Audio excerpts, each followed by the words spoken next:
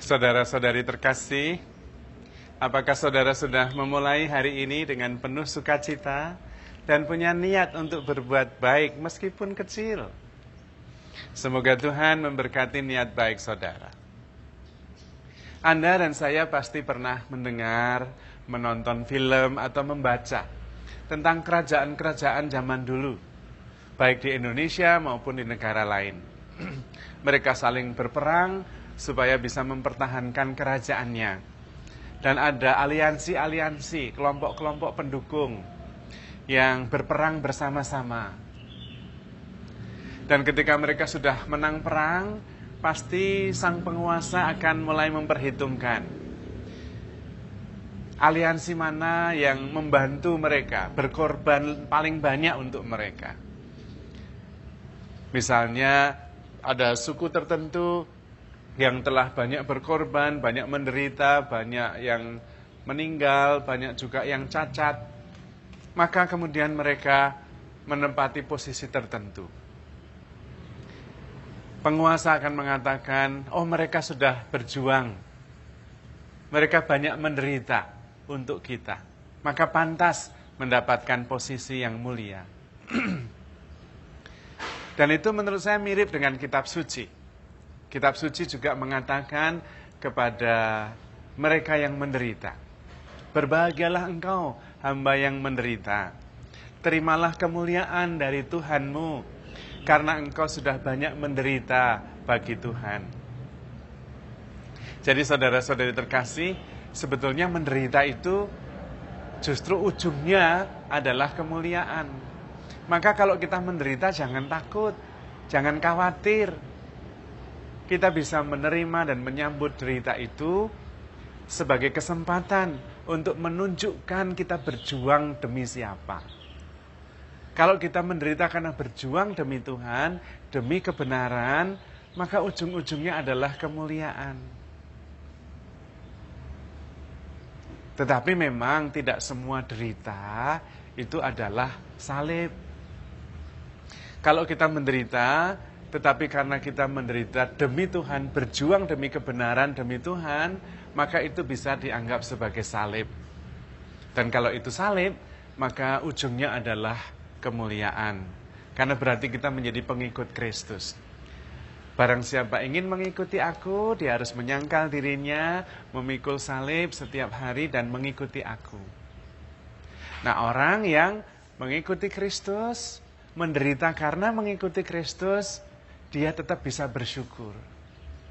Seperti para rasul yang bersyukur karena boleh menderita, ambil bagian dalam penderitaan Tuhan, melengkapi apa yang masih kurang.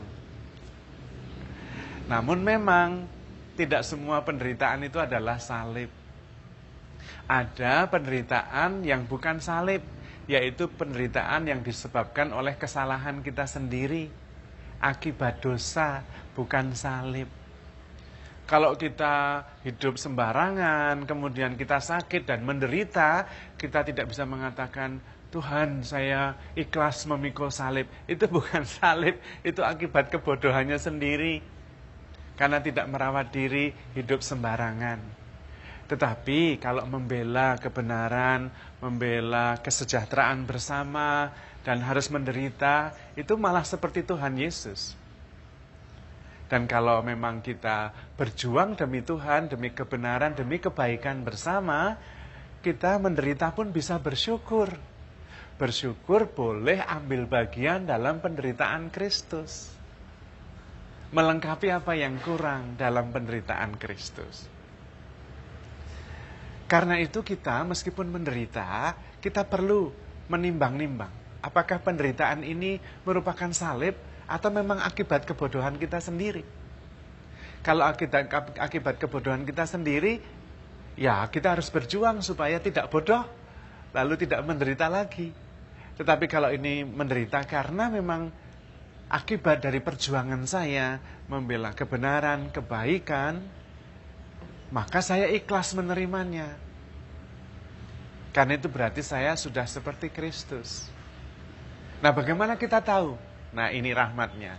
Roh Kudus sudah dicurahkan di dalam diri kita, sehingga kita itu tahu mana memang derita akibat dari perjuangan kita memihak kepada Kristus dan derita yang disebabkan oleh dosa kita sendiri. Roh Kudus mengerti, Roh Kudus membimbing.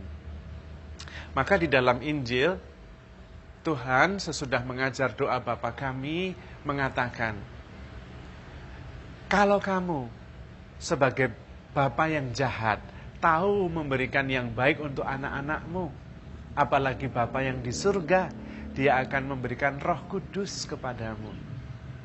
Dan Roh Kudus itulah yang kemudian membimbing kita, membuat kita sadar, membuat kita mengerti bahwa ada derita yang memang merupakan salib yang menyelamatkan.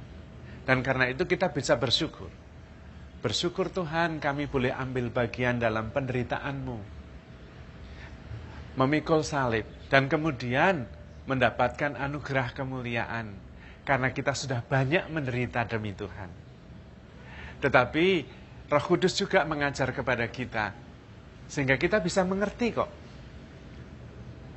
bahwa derita ini karena memang saya berbuat dosa, maka saya menderita, ya sudah diterima, dan kemudian bertobat.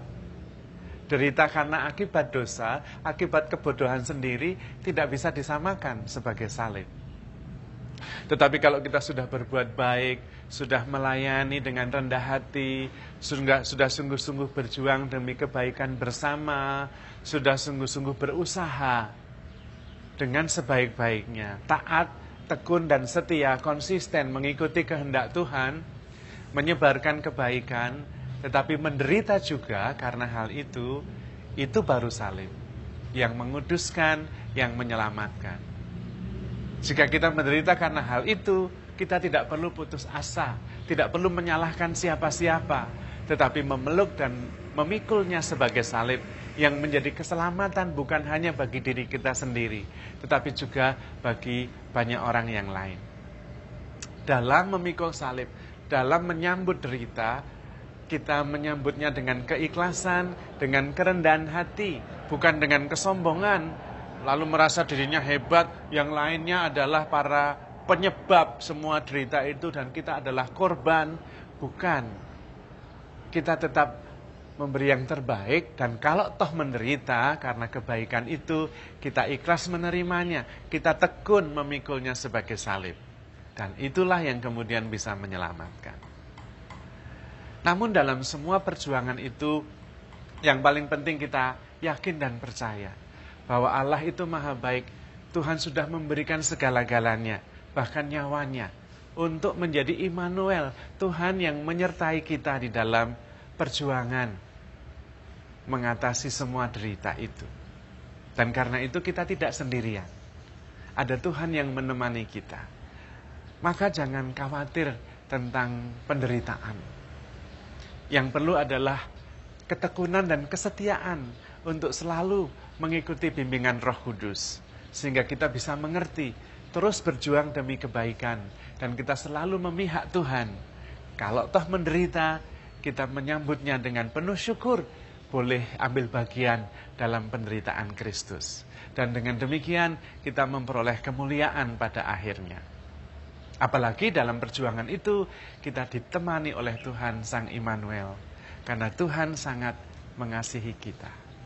Maka handle yourself with care. Because you are loved.